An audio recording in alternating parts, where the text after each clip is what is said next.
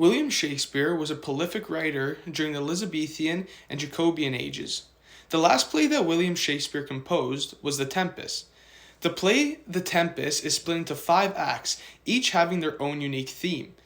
The theme that will be explored today includes those such as authority, alliances and betrayal, love, power, and forgiveness. Using these themes, there are many ways in which we can examine the human nature and events that happen in today's society. During Act 1, the theme of authority is prevalent and connects to the universal truth of not everyone is equal. Throughout the start of the play, there are many occasions where someone's authority is shown.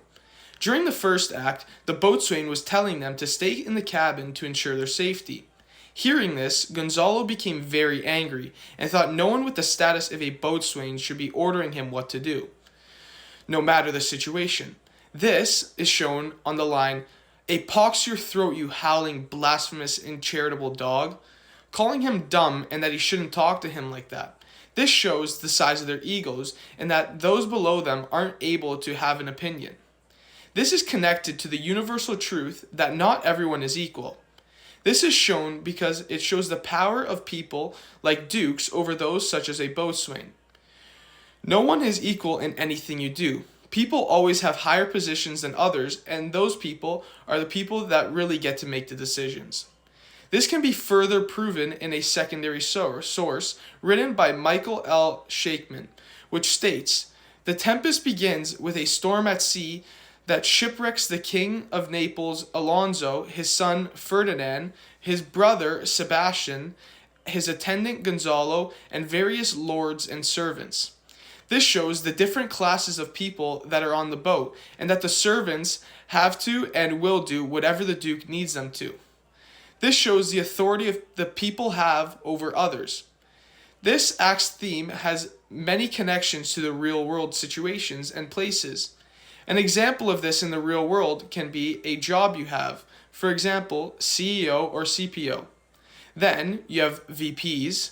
After that, you have directors of management, then product managers, individual contributors, entry level, and then janitors. This shows the power of each role, and those of higher power can control all those below them. An example of this is a CEO can tell the entry-level workers what they have to do and when they have to do it by.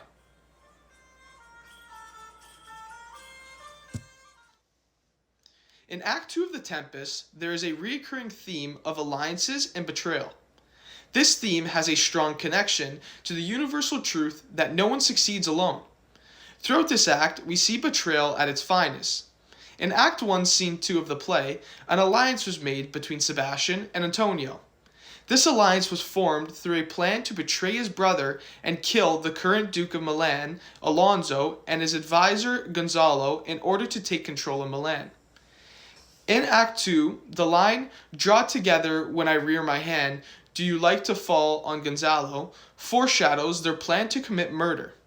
This can be connected to the universal truth that no one succeeds alone.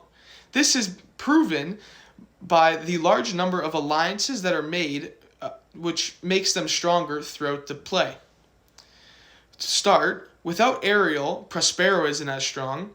Without Triculio and Stefano, Caliban can't get the island back and kill Prospero. And without Antonio, Sebastian can't kill the Duke Alonso. This shows everyone is stronger in groups, and things can't be done without them.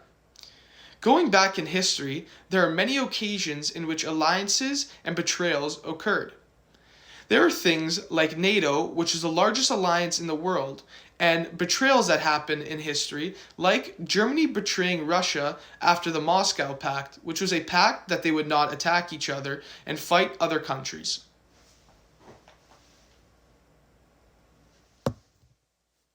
In the third act of The Tempest, the theme of infatuation and love is evident and connects to the universal truth that love is powerful. In this third act, characters and their obsessions for others becomes clear. In this, we see Ferdinand and his newfound love for Miranda. During this act, Ferdinand is taken prisoner and used as a servant for Prospero. During his time here, he spent most of it moving wooden logs while Miranda dreadfully watched. He quickly became infatuated with her, mistaking this strong emotion for love. This is proven in the line, "My sweet mistress weeps when she sees me work, and says such baseness was ever like an executor. I forget, but these do even refresh my labors, most beauest when I do it." As he is saying that her presence makes even the worst jobs tolerable. This relates to the universal truth of power of love, because it shows the distance people will go in order to do something for the person that they love. Even though all the aching pains, he still worked through it because of his love for Miranda.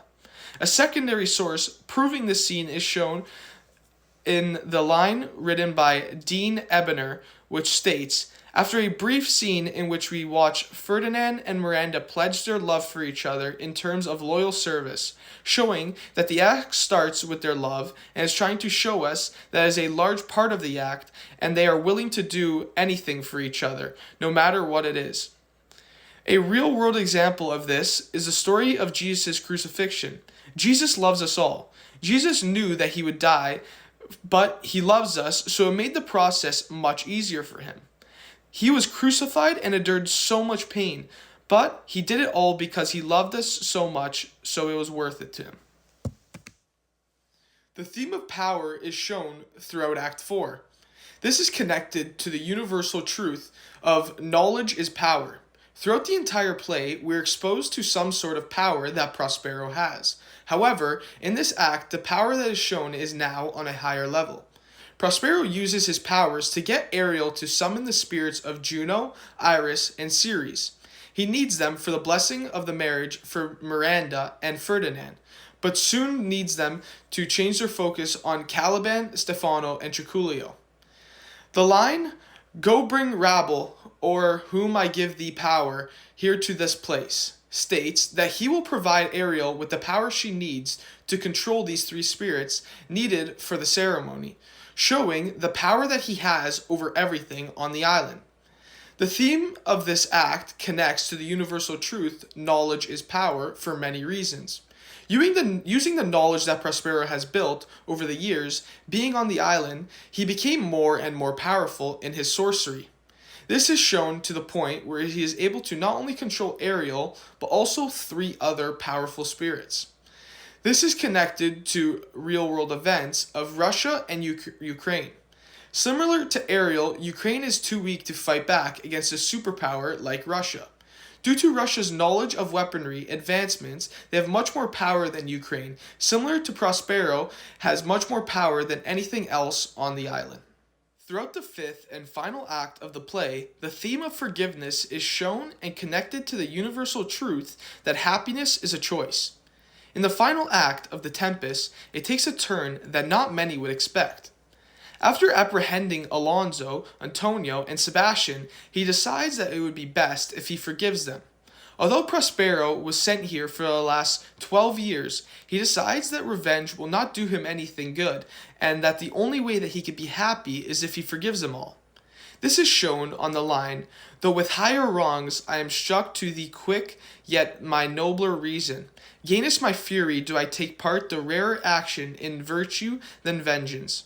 They being patient, the sole drift of my purpose doth extend not a frown further," which basically explains that although he is mad about what has happened to him, there is no good that will come out of getting his revenge, and he believes the much nobler thing to do is if he is honorable.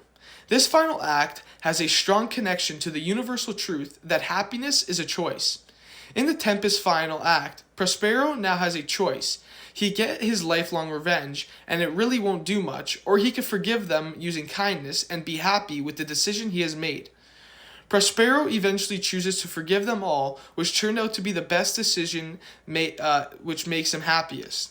A secondary source used to prove this point of forgiveness, written by Dean Ebener, states, "At the beginning of the act, Prospero acquires the art which he could use for vengeance, choosing instead the course of forgiveness." This quote by Dean further proves how Prospero now has changed and believes that if he forgives the people who wronged him, it would be the best decision for everyone. An example of forgiveness is similar to one of Prospero's is the one of Pope John Paul II.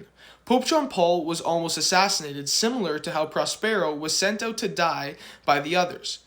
Similarly to Prospero, after the situation occurred, Pope John II took the time to think about the situation and how he should approach it. Pope John Paul II made the decision that felt best for him and eventually went to visit the man that tried to kill him and told him that he forgives him for what happened. In conclusion, William Shakespeare's The Tempest demonstrates many themes throughout the act, these being authority, alliances and betrayal, love, power, and forgiveness. Using these themes, there are many ways in which we could examine our human nature and the events that happen in today's society.